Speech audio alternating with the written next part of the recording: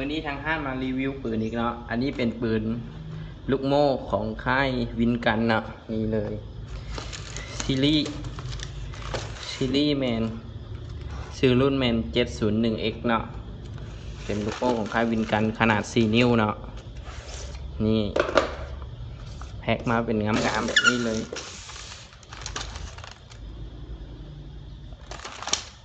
เนาะเดี๋ยวสิแกะให้เบิ่งมาไม่สิเป็นอย่างนี้เลยเนาะโบมีแกะอย่างเลยที่เป็นอย่างฮออย่างดีเนาะเด็กแกะออกมาเลยเนาะอ่านแกะเพื่อมารีวิวให้ลูกค้าเบิ่งอย่างเดียวเลยได้นี่โบมีไผ่สั่งในตัวนี้ใครอยากเอามีราคาพิเศษให้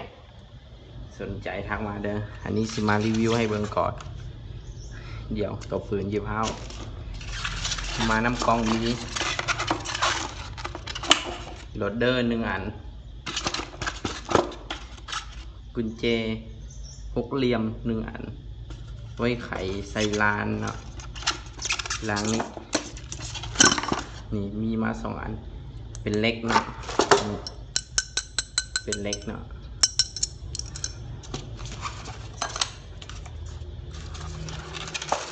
ลูกทดลองเนาะประมาณ100 ลูกเนาะให้มา100 ลูกมาทดลอง 0.02 กรัมเนาะแล้วก็ลูกปืนเนาะเป็นท้องเหลืองเนาะเป็นหัวยางเนาะมีมา6 ลูก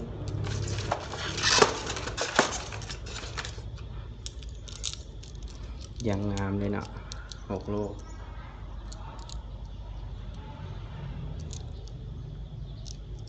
ทางก้นโอมีเครื่องโอมีแนวอย่างว่าลดความแพงเนาะรุ่นนี้แห้งเพียวๆเลยเนาะโบมีเครื่องลดความแพงเนาะมีสกินพร้อมวินกัน700เดี๋ยวมาฮอดตัวปืนเนาะ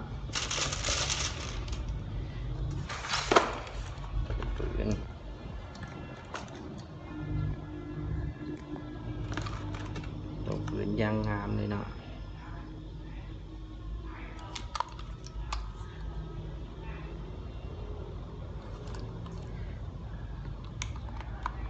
ปลดแม็กจะปลดโม่ให้เบิ่งเนาะนี่ดันไปทั้งหน้าเนาะเปิดลูกโม่ออกมาโม่อย่างงามเลยเนาะอันนี้บอกก่อนเลยว่าใส่ลูกเท่โบไรเนาะนี่เป็นปืนบีบีกันเนาะสำหรับซ่อมยิงถ้าอยากล็อกถอยหลังแปลว่าล็อกไปหน้าแปลว่าปลดเนาะนกซับลิ้นได้เนาะ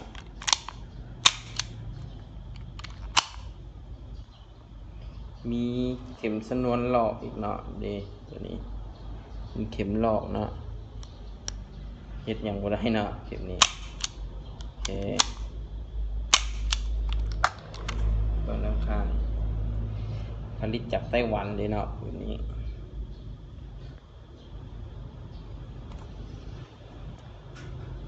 เคียวโฟกัสเนาะมีเกียวเนาะโบเมนมันสีเป็นโบเมนเกียวเนาะเป็นกระเจ้าสีเฮ็ดเป็นขีดทั้งในใช่ไหม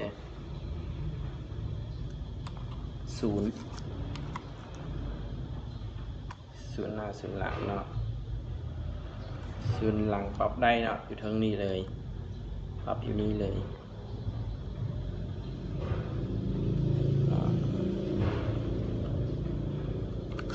เดี๋ยวมาสอนวิธีใส่แก๊สเนาะ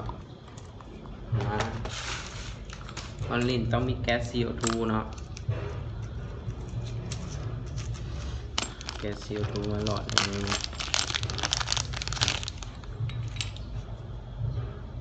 วิธีใส่แก๊สถอดนี้ออกแล้วก็ปลดนี่ลงเนาะ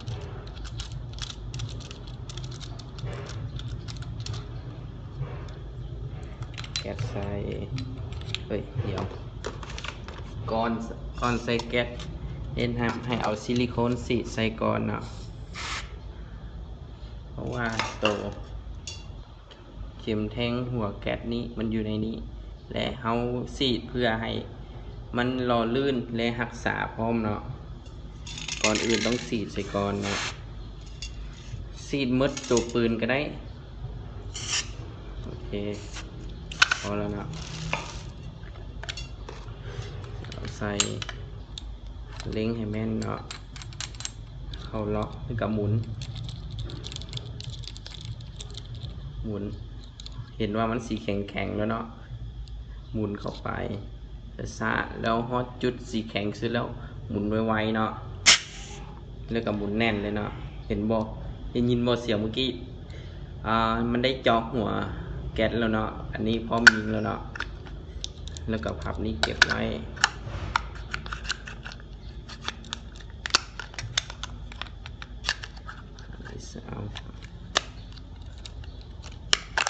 ใส่คืนเนาะ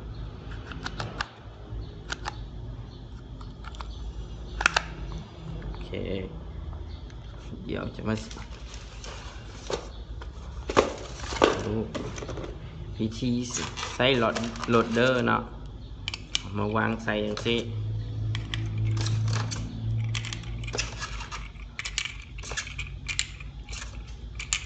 เนาะ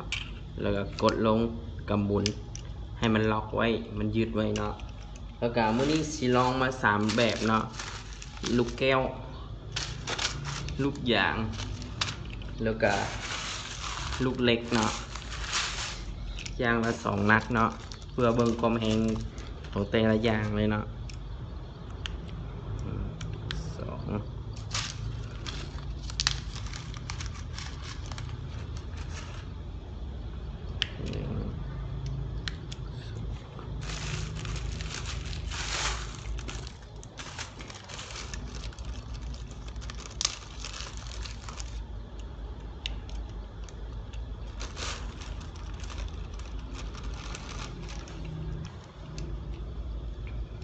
เบื้อง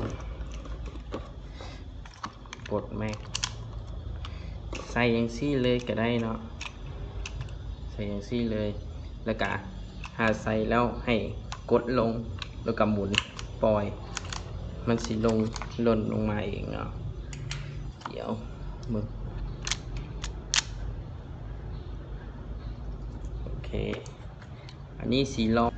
นี่มาวัดลูกยางก่อนเนาะผมแองลูกยาง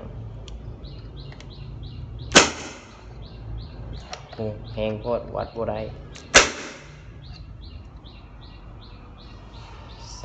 334เนาะถ้าเป็นลูกยางเดี๋ยว334เนาะรอบนี้สิเป็นลูกแก้วเนาะ275เนาะ281เนาะอันนี้ลูกแก้วถ้าเป็นลูกเล็กเนาะลูกเล็กจะได้176เนาะ179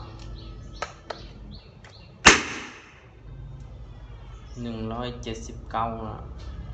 โอเคนี่ใครสนใจ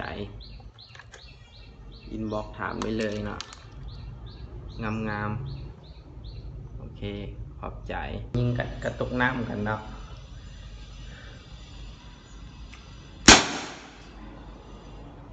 1 2 3โอเค